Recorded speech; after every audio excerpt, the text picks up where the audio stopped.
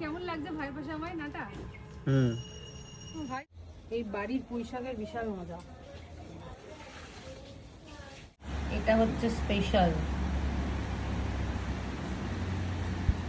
আমার খুব মনে পড়ছে ছোটোবেলায় আমাদের বাড়িতে একটা জামরুল গাছ ছিল। তো আমি কিন্তু বেশ ভালো মতোই পুরো গাছে উঠে ওখান থেকে জামরুল পেড়ে খেতাম।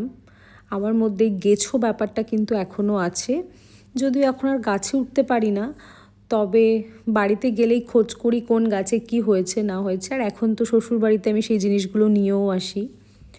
তো আমাদের বাড়িতে প্রচুর লেবু হয়েছিল, চেষ্টা করছিলাম আমি নিজেই লেবুগুলো পারবো। আমার দ্বারা হলো না, কারণ আমার হাইটটা ভালো। এখন ভাই এসে আমাকে হেল্প করলো।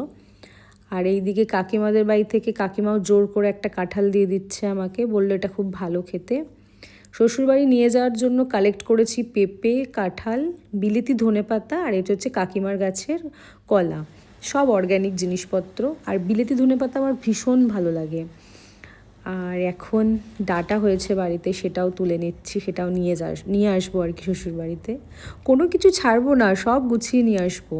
কেননা এই বাড়ির এই সার ঠার ছাড়া না, মানে অর্গ্যানিক জিনিসগুলোর টেস্টই কিন্তু আলাদা হয়। আর এদিকে পুঁই শাকও হয়েছিল বেশ কিছু, ওটাও সুন্দর করে কেটে একটু গুছিয়ে নিচ্ছি। এখন পুঁই শাক হয়েছে, পুঁই শাক নিয়ে যাবো।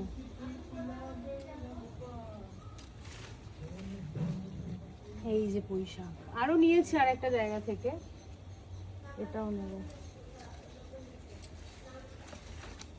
এই বাড়ির পুঁই শাকের বিশাল মজা।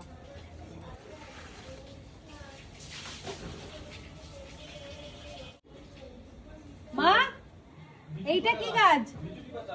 হ্যাঁ এইটা এইটা কি গাছ? এটা একটা নতুন গাছ, নন্দিনী। সেটা কি? আর এটা এই গাছটা দেখ, এই গাছটা নতুন হচ্ছে। এই দেখ আসছে, গাছটাও নতুন না? মিলি গন্ধ আছে মা, কিন্তু এটা কিরকম ফুল? ফুল না পাতা বোঝা যায় না। না সুন্দর হয় গাছটা, আরো বড় হয়। গোলাপিটা মরে গেল জলে।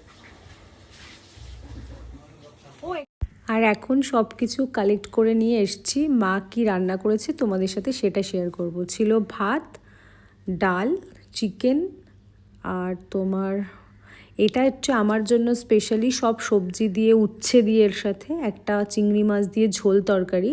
এটা আমার দারুণ খেতে লাগে, তো আমার জন্য স্পেশালি ওটা বানিয়েছিল। আর এখানে আছে পটল ভাজা, বেগুন ভাজা, আর